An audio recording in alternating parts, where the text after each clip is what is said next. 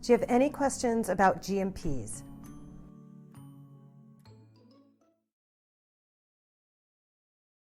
Our customers can trust us to deliver high-quality, safe food, and we take this responsibility seriously. To start, we need to understand our food and how it can be adulterated and what we can do to prevent it. Food can be adulterated by being tampered with, contaminated, added to, or misrepresented. Accidental adulteration can be caused by a food safety issue that then causes a food-borne illness, or a food quality issue where contaminants get into the food.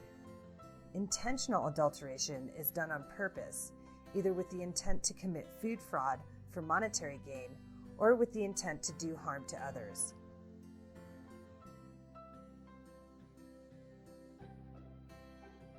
We know that mold and bacteria we cannot see or smell, like Listeria, Salmonella, and E. coli, thrive under certain conditions. These can cause the food to be bad tasting or deadly.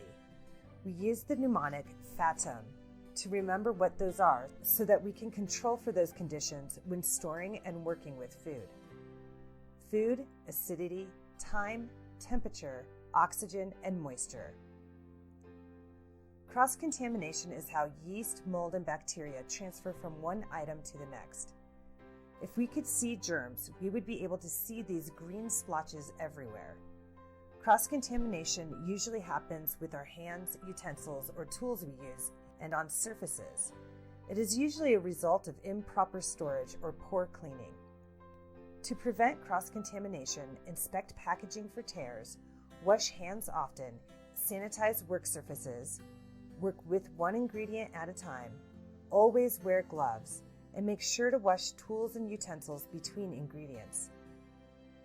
Critical control points, or CCPs, are specific places where we can apply practices to prevent or reduce a food safety hazard.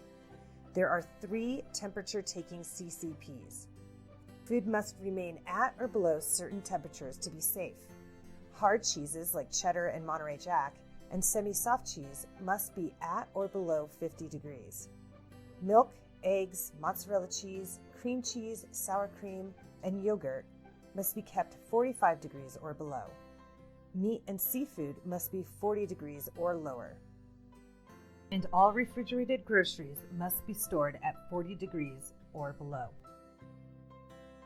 For meat and seafood, we use an internal thermometer. For eggs and dairy, we use an infrared thermometer. We use a thermocouple for refrigerated groceries. To check temperatures for meat, seafood, eggs, and dairy, you will check the outermost box on the top layer, the outermost box on the middle layer, and the outermost box on the bottom layer. Temperatures of the refrigerated groceries must be checked twice a day with the thermocouple. Do you have any questions about CCPs?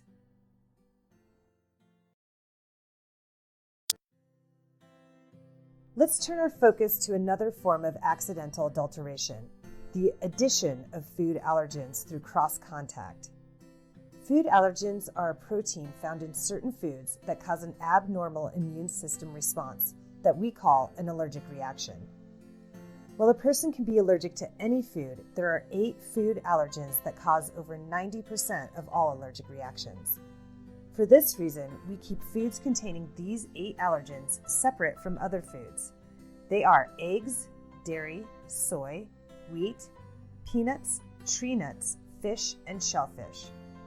Allergic reactions happen when the body releases antibodies and histamines that can cause bad side effects like trouble breathing, swollen face or neck, skin rashes, nausea or dizziness, and the most extreme reaction is known as anaphylaxis, and it can be deadly. Because reactions can be life-threatening, the Food Allergen Labeling and Consumer Protection Act was passed so that people can easily determine if an allergen is present in their food. Let's take a look at how allergens are labeled so that you can easily figure out how to handle an ingredient during production. Allergens must be in plain language, as seen here with the wheat and milk, which is a dairy product. And in the case of tree nuts, fish, and shellfish, the label must identify what specific type is in the product. So here we see that the product contains tree nuts, specifically the cashew. The way we prevent allergic reactions is by eliminating cross-contact.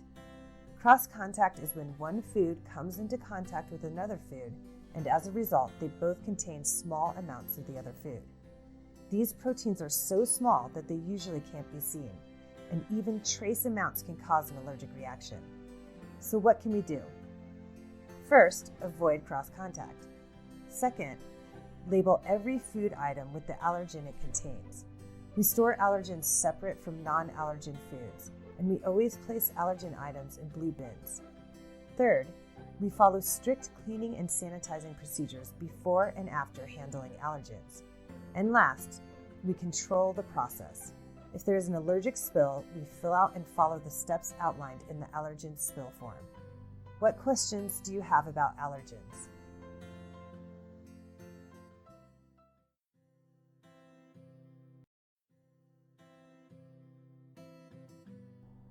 Intentional adulteration of food for the purpose of making higher profits is known as food fraud.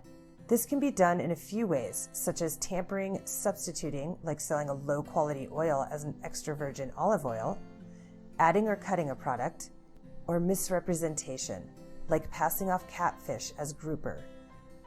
Here's how we guard against food fraud.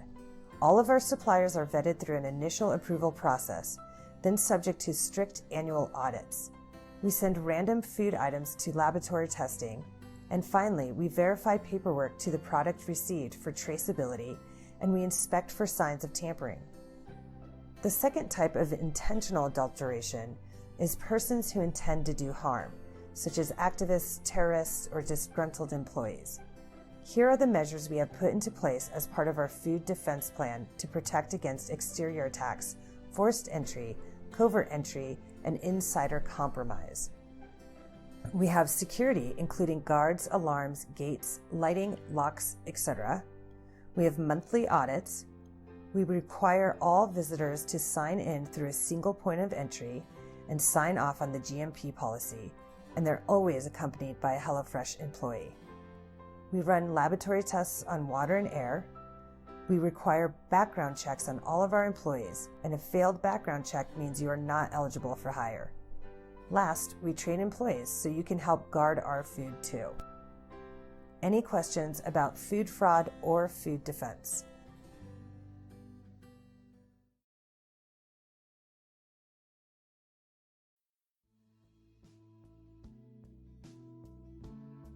As we mentioned before, food must be kept at a certain temperature to be safe. For this reason, our production area ranges in temperature between 0 and 40 degrees. To dress appropriately, wear a hat, dress in layers, and if you prefer a reinforced toe on your shoe, wear a composite toe, not metal. To prevent hypothermia, remove layers to prevent sweating, and replace wet clothes immediately. Working in the DC requires repetitive lifting, and smart lifting will protect your back from injury or strain. First, size up your load. Move the load closer to you. Always bend your knees. Then raise the load, keeping it close to your body. Last, always turn your feet instead of twisting at the waist. It's important to know what to do in case of an emergency. Each DC has maps posted throughout that show where the emergency exits are located. An alarm will sound and lights will flash in the event of an emergency situation. If there is a fire, go to the nearest exit, then head to the employee parking lot and await instructions from your supervisor. In the case of a tornado or earthquake, head carefully toward the center of the building, giving wide berth to equipment and shelving, then drop, cover your head, and hold on. In an active shooter situation, run, hide, and fight if you must. If you have an accident, no matter how small, let your supervisor know about it. There are first aid kits located throughout the DC. You and your supervisor will fill out a report and make sure your injury is treated properly. If you see any blood or body fluids, do not touch it. Let your supervisor know so that it can be cleaned up safely. Blood and body fluid spill kits are located next to the first aid kits. Everyone will go through security screening each time they enter the building. Keep your badge on you at all times and always enter and exit through the employee entrance. If you lose your badge, tell your supervisor. Always report suspicious activities like someone asking to use your badge. Always wear the appropriate PPE when working with chemicals. If you see a chemical spill or chemicals not put away, tell your supervisor immediately. If you spill a chemical or are exposed to one, check the safety data sheet book in the break room for more information on how to safely clean it up or provide first aid. Chemicals you may be exposed to include hand sanitizers, soaps, foams, and surface cleaning sanitizer. Lockout-tagout locks are used to lock a machine in a safe position so it can be cleaned or repaired. Make sure to use LOTO before you clean or repair a machine. Never remove a lock or tag. Never try to operate a machine with tags on it. If the machine you need to use is locked out, find a supervisor. Only trained and licensed operators can use forklifts and electric pallet jacks, or EPJs. Before approaching an EPJ or forklift, make eye contact with the operator and wait for them to wave you closer. If you hear honking, check your surroundings for an incoming forklift or EPJ and stay clear. The blue lights on the floor show where the forklift is moving to. Stay outside of the blue light unless the driver waves you forward. If you see a blue light coming towards you, move away from the area. If you see a forklift or an EPJ get into an accident or nearly get in an accident, tell your supervisor. Anyone can use a manual pallet jack. Before attempting to use one, check the jack for obvious signs of damage, like a broken lever, bent forks, wheels that don't roll correctly, etc. If you find any damage, tell your supervisor so we can replace it. To operate, pull the hand lever up to lower the forks all the way down.